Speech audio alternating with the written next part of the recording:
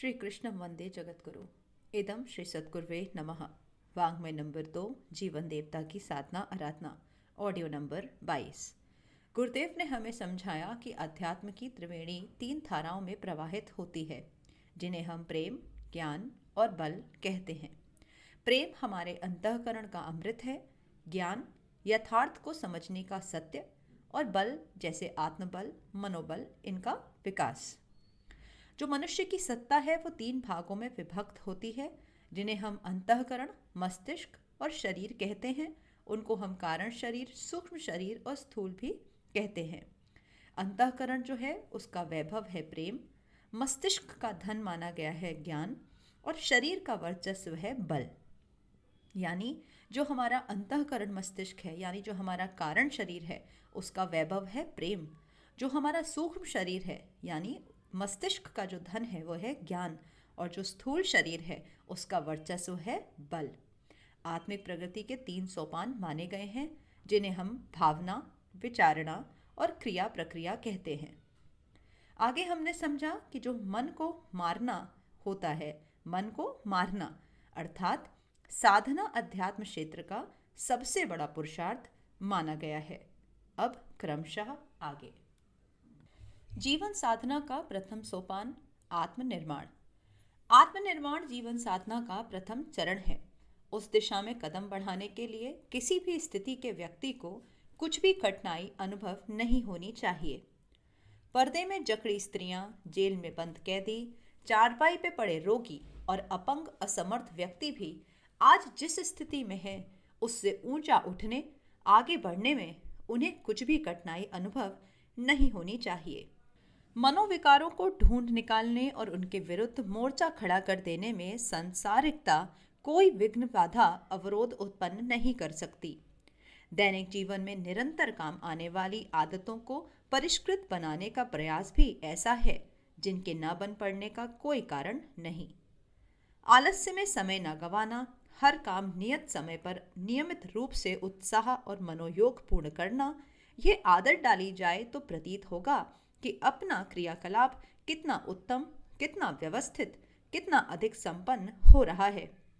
प्रातःकाल अपनी दिनचर्या का निर्धारण कर लेना और पूरी मुस्तैदी से उसे पूरा करना, आलस्य प्रमाद को आड़े हाथों लेना, व्यक्तिगत निर्माण की दिशा में एक महत्वपूर्ण कदम है।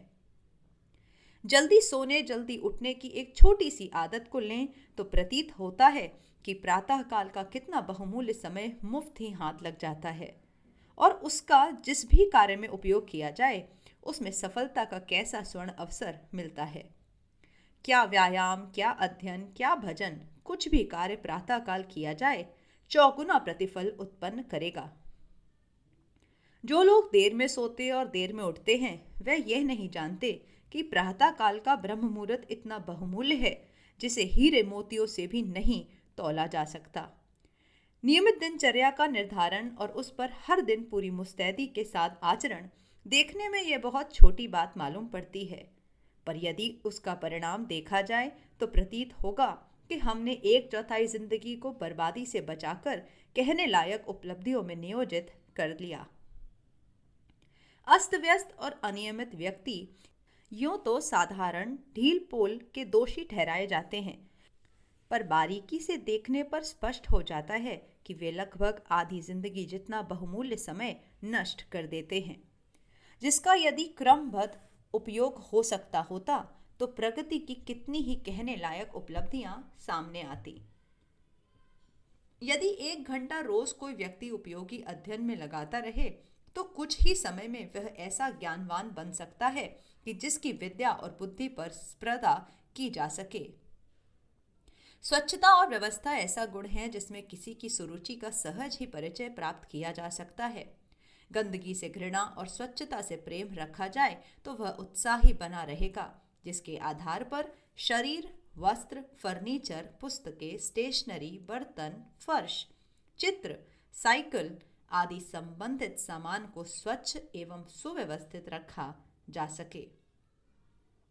सफाई की यह आदत हिसाब किताब पर, लेन देन पर भी लागू होती है।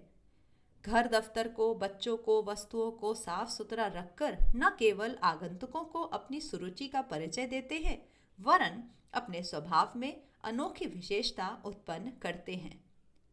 जिसे ईमानदारी का जीवन जीना हो, उसे पूर्व तैयारी मितव्ययी रहने की, सादा जीवन जीने की करनी चाहिए।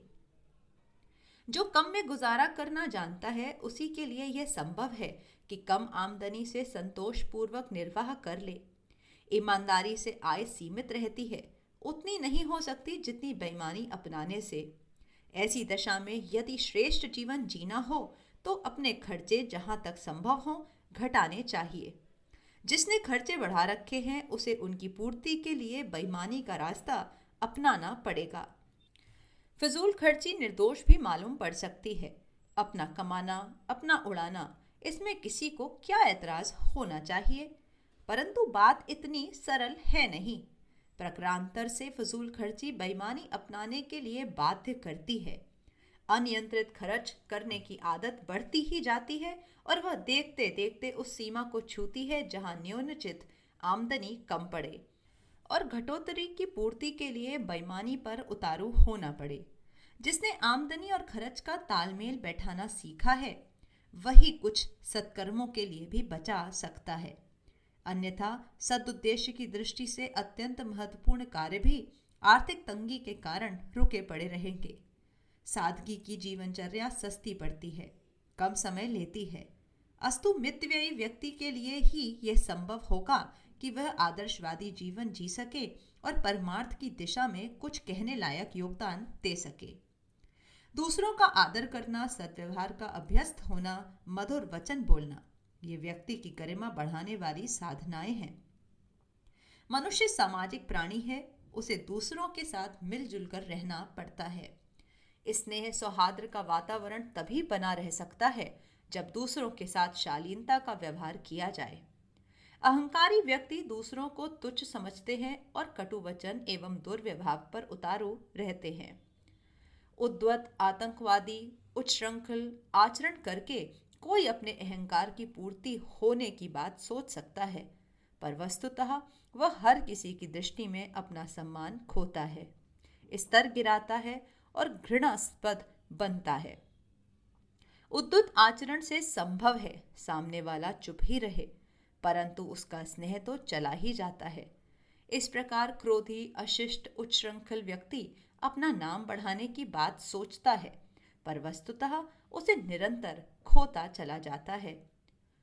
कुछ समय में अपने को एकाकी अनुभव करता है।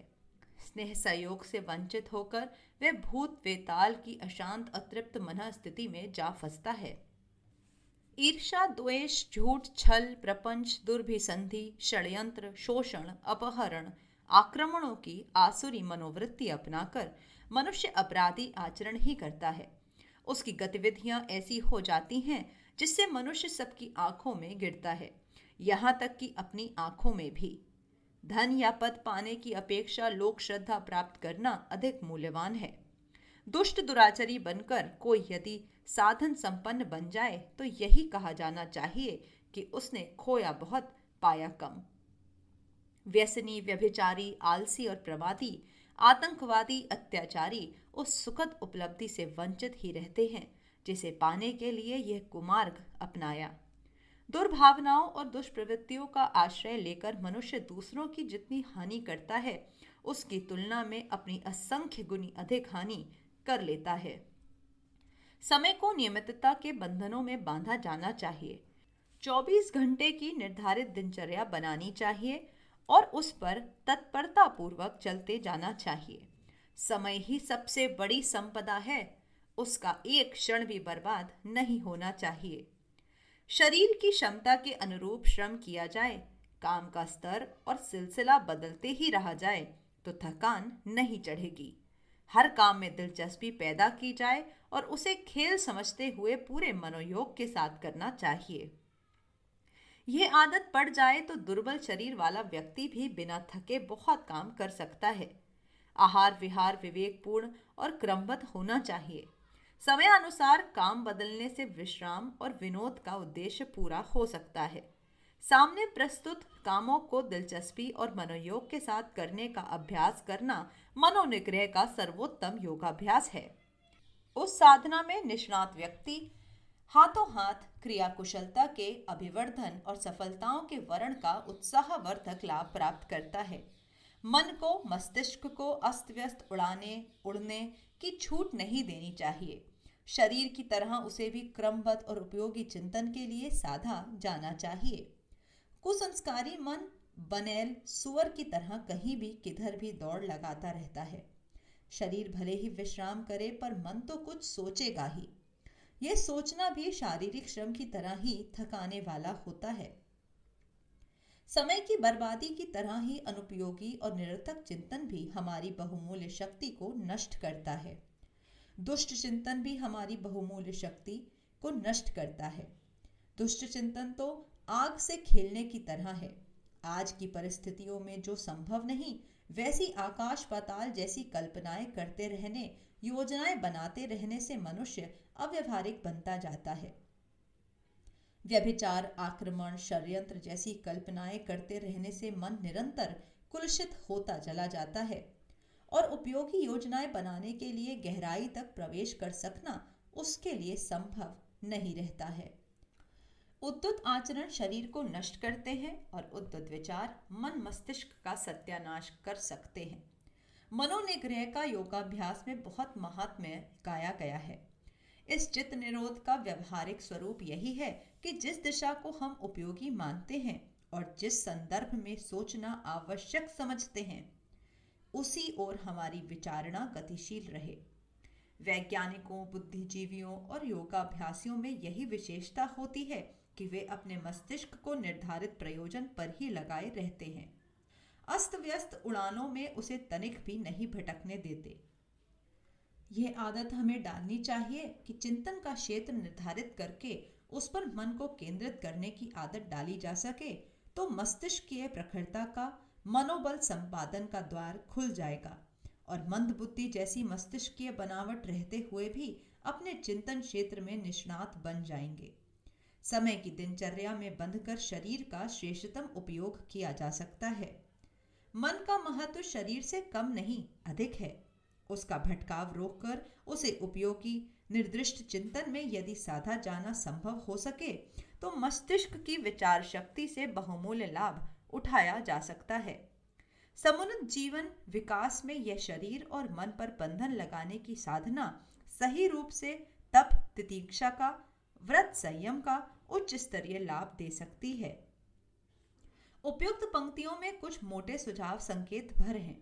विचार करने पर अनेक प्रसंग ऐसे सामने आते हैं जिनमें विधि निषेध की आवश्यकता पड़ती है। क्या छोड़ना, क्या अपनाना, इसका महत्वपूर्ण निर्णय करना पड़ता है।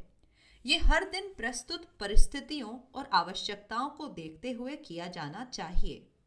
यह मान्यता हृदयंगम की जानी चाहिए कि आत्मनिर्माण के महान लक्ष्य प्राप्त करने के लिए अवांछनीयताओं का क्रमशः परित्याग करना ही पड़ेगा और उपयोगी गुण, कर्म और स्वभाव को व्यवहारिक जीवन में समाविष्ट करने का साहसपूर्ण प्रयास करना ही होगा।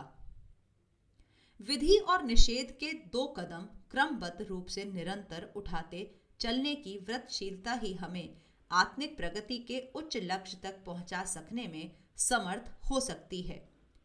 आत्मनिर्माण के मूलभूत 4 दार्शनिक सिद्धांतों पर हर दिन बहुत गंभीरता के साथ बहुत देर तक मनन चिंतन करना चाहिए।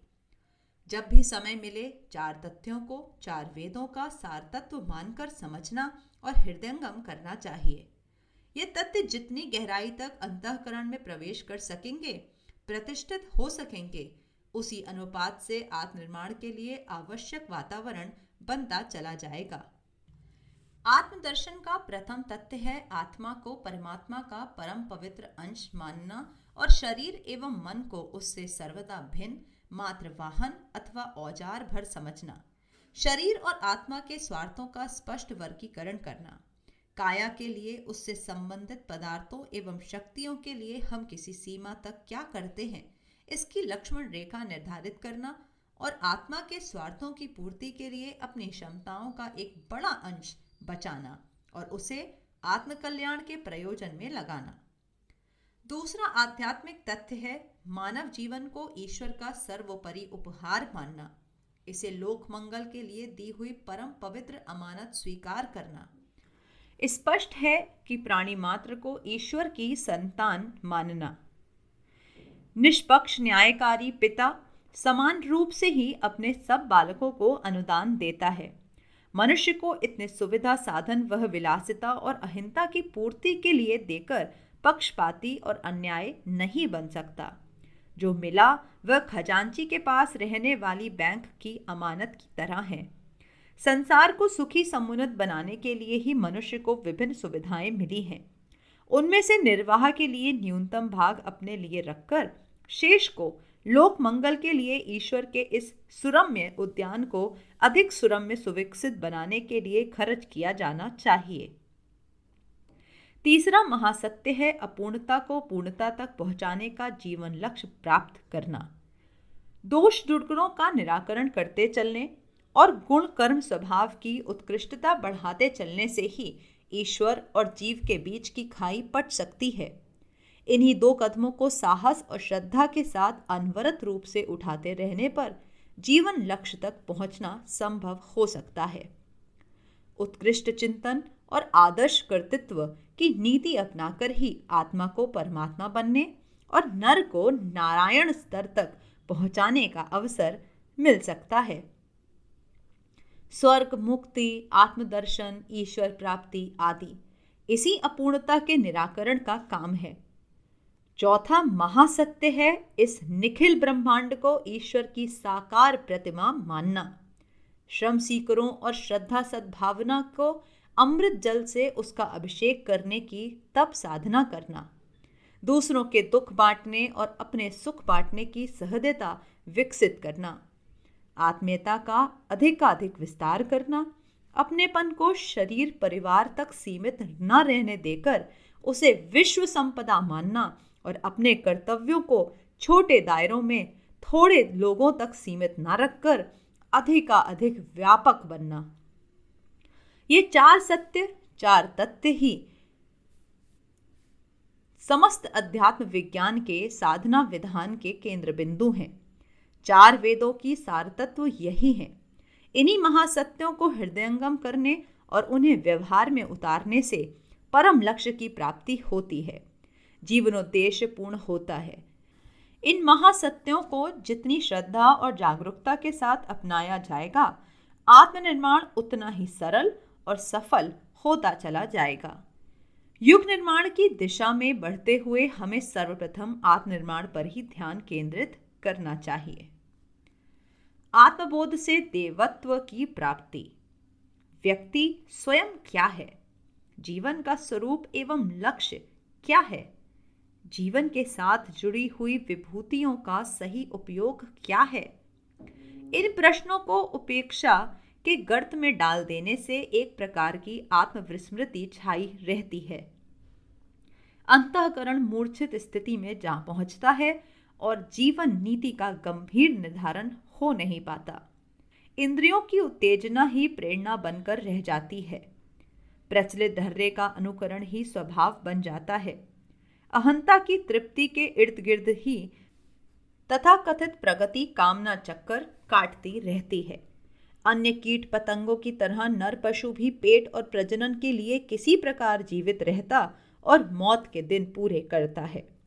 कटी पतंग और पेड़ से टूटे पत्ते हवा के झोंकों के साथ दिशा विहीन स्थिति में जिधर तिधर उड़ते और छितराते हैं।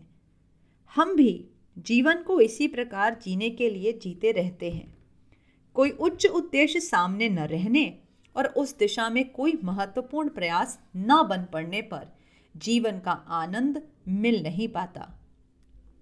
ऐसे ही रोते कलपते हारी थकी जिंदगी कट जाती है। बहुत बार तो अधिक सुख की आतुरता में नीति, मर्यादा, औचित्य और विवेक को भी उठाकर ताक पर रख दिया जाता है और ऐसा मार्ग पकड़ा जाता है जिसमें न केवल अपना वरन संबंध व्यक्तियों और पूरे समाज का भी अहित होता है। बाह्य ज्ञान की तरह अंतः ज्ञान भी आवश्यक है। सुख साधनों की अभिवृद्धि की तरह उपभोक्ता की विवेक दृष्टि का प्रखर होना भी आवश्यक है। अन्यथा सुख साधनों का दुरुपयोग ही बन पड़ेगा और उससे विपन्नताएं एवं समस्याएं ही उत्पन्न होंगी। आत्मज्ञान की आवश्यकता भौतिक ज्ञान से भी अधिक है। अच्छी मोटर खरीदने के साथ साथ अच्छे ड्राइवर की भी व्यवस्था करनी चाहिए, अन्यथा पैदल चलने से भी अधिक कठिनाई अनाड़ी द्वारा चलाई जा रही मोटर में बैठने से उत्पन्न हो सकती है। आत्मज्ञान की आवश्यकता अनुभव की जा सके तो सबसे पहले ये विचार करना होगा कि हम हैं क्या और आखिर क्यों जी रहे हैं। इस तथ्य पर आत्मवेत्ता महामनीषियों ने अपने गंभीर चिंतन से जो निष्कर्ष निकाले हैं वे बहुत ही महत्वपूर्ण हैं। उन्हें भारत देश ने अपनाया था और उस आधार पर सर्वोत्मुखी उत्कर्ष का लाभ उठाया था। अणु क्या है? सुविस्तृत पदार्थ वैभव का एक छोटा सा घटक। आत्मा क्या है? परमात्म सत्ता का एक छोटा सा अंश। अणु की अपनी स्वतंत्र सत्ता लगती है, पर जिस ऊर्जा आवेश के कारण उसका अस्तित्व बना है तथा क्रियाकलाप चल रहा है वह व्यापक ऊर्जा तत्व से भिन्न नहीं है। एक ही सूर्य की अनंत किरणें दिग दिगंत में फैली रहती हैं।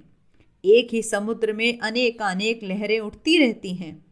देखने में ये किरणें और लहरें स्वतंत्र और एक दूसरे से भिन्न हैं, तो भी थोड़ी गंभीर दृष्टि का उपयोग करने पर यह जाना जा सकता है कि ये भिन्नता कृत्रिम और एकता वास्तविकता है।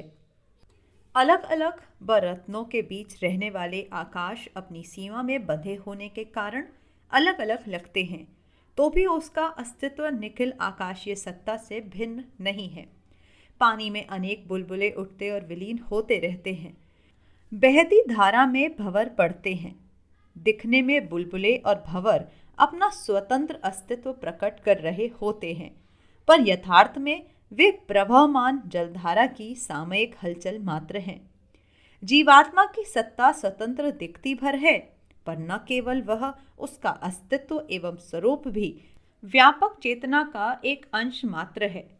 अध्यात्मवाद के इस सिद्धांत से यह निष्कर्ष निकलता है कि हम विश्व चेतना के एक अंश मात्र हैं। समष्टि ही आधारभूत सत्ता है, हम उसकी छोटी चिंगारी भर हैं। एकता को शाश्वत भर समझा जाए, पृथकता को कृत्रिम। सब में अपने को और अपने को सब में समाया हुआ देखा, समझा और माना जाए। सबके हित में अपना हित सोचा जाए, सबके दुख में अपना दुख माना जाए और सबके सुख में अपना सुख। सबका उत्थान अपना उत्थान, सबका पतन अपना पतन, यह मानकर चलने से सीमित परिधि में सुखी होने की शुद्धता घटती है और व्यापक क्षेत्र में सुख संवर्धन की योजना सामने आती है। सीमा संकीर्णता को अवास्तविक मानने से व्यक्तिवाद पर अवलंबित स्वार्थपरता घटती चली जाती है।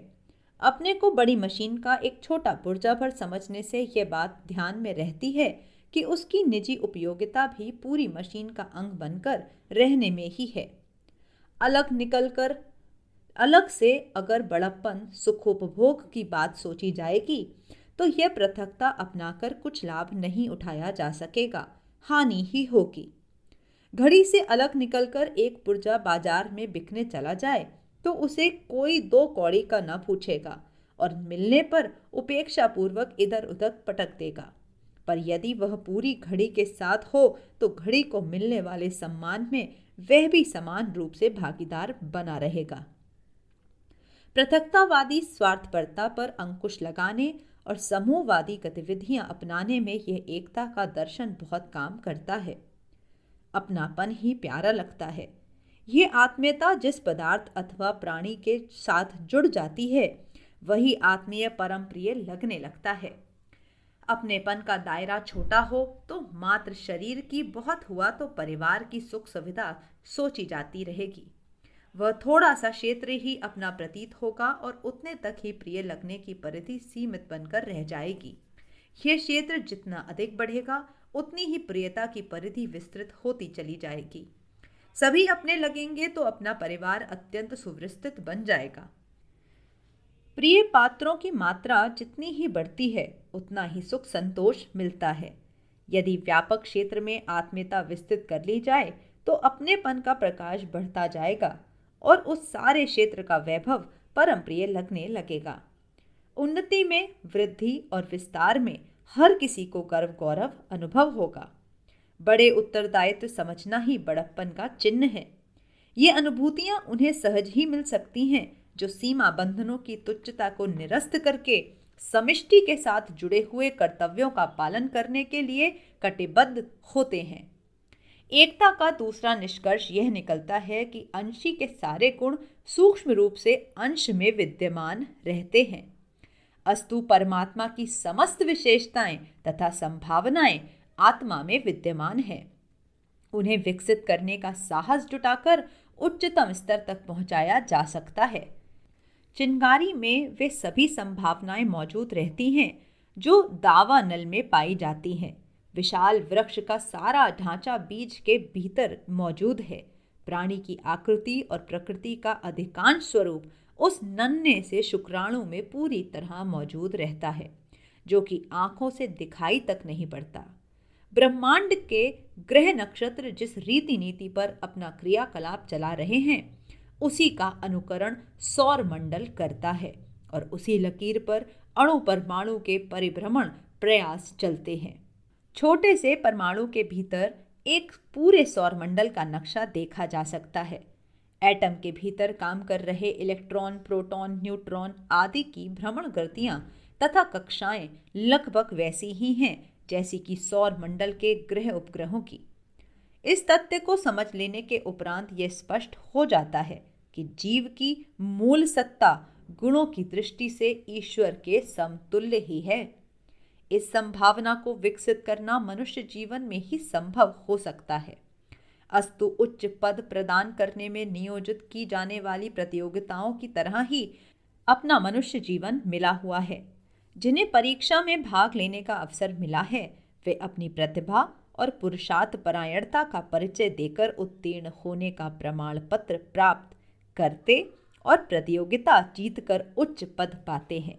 ऐसा ही अवसर मनुष्य जीवन के रूप में भी मिला हुआ है।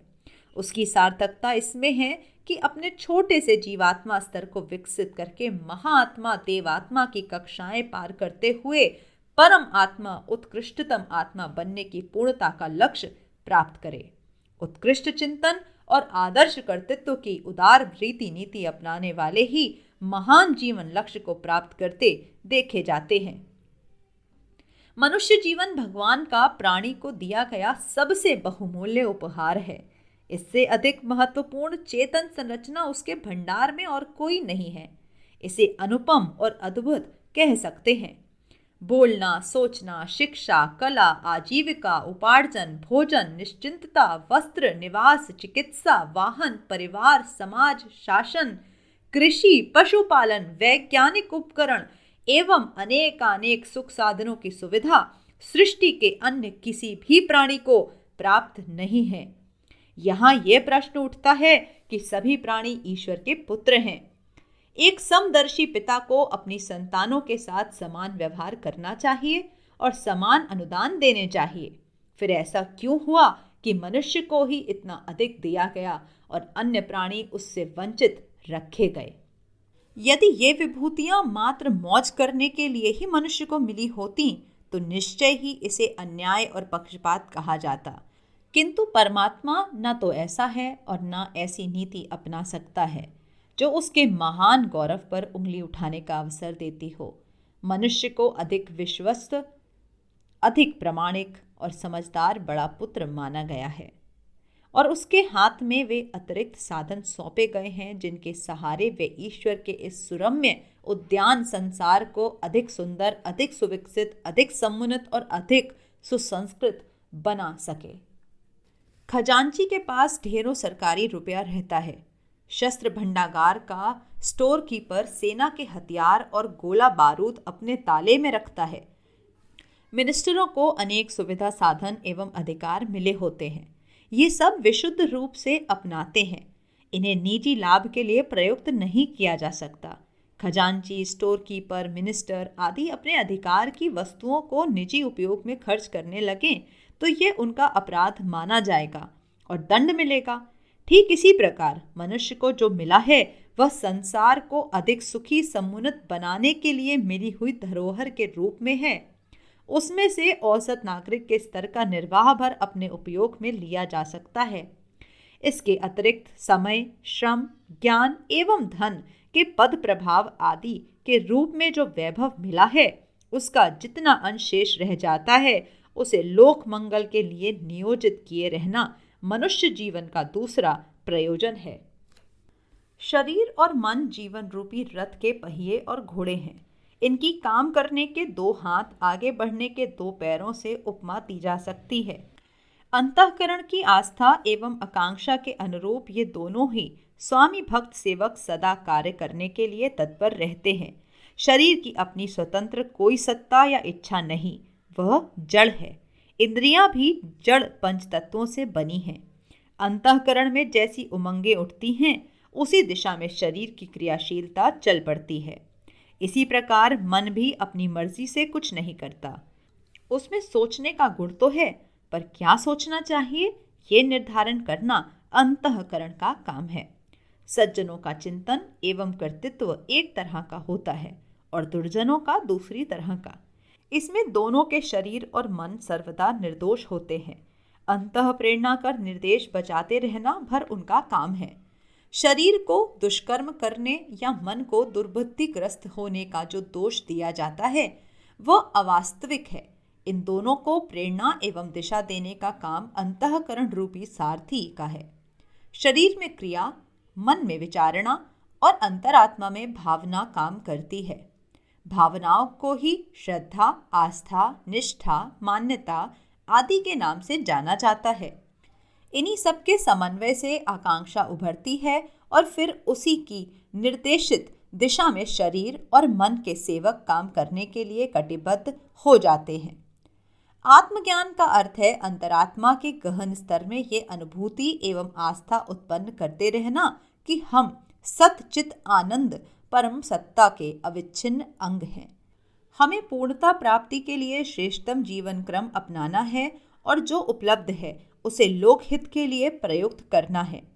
आत्मज्ञान की भूमिका में जगा हुआ जीवात्मा संकीर्ण स्वार्थपरता की परिधि को लांघकर सब में अपने को और अपने में सबको देखता है।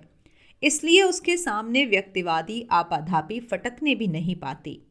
जो सोचता है और करता है उसमें व्याप्त लोकहित की सदुद्देश्यों को कार्यान्वित करने की भावना काम करती है।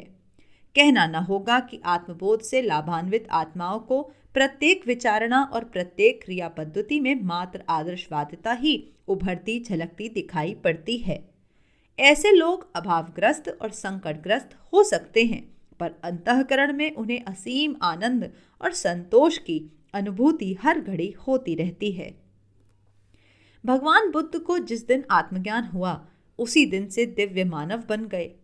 जिस वटवृक्ष के नीचे उन्हें आत्मबोध हुआ था, उसकी टहनियां काट काट कर उनकी अनुयायी अपने अपने क्षेत्रों में ले गए और वहां उसकी मूर्तिमान देवता के रूप में स्थापना की। इसका तात्पर्य यह है कि बुद्धि को सामान्य राजकुमार से भगवान बना देने का श्रेय उस आंतरिक जागरण को ही दिया गया है जिसे आत्मबोध के रूप में पुकारते हैं। ये उपलब्धि जिसे भी मिल सकेगी, वह उसी मार्ग पर चलने वाला वैसा ही सत्परिणाम प्राप्त करने का अधिकारी माना जाएगा। सभी को प्रणाम। 21वीं सदी उज्जवल भविष्य। भारत माता की जय। वंदे मातरम। प्रणाम सभी को। वाङ्मय अर्थात साहित्य, शब्द, भावना और विचार का संग्रह। योग ऋषि पंडित श्रीराम शर्मा आचार्य जी की इस धरोहर को ऑडियो रूप से सुनने के लिए चैनल को लाइक करें, सब्सक्राइब करें और नोटिफिकेशन ऑन करें। आइए गुरुदेव की वाणी जन जन तक पहुंचाएं। सभी को आभार।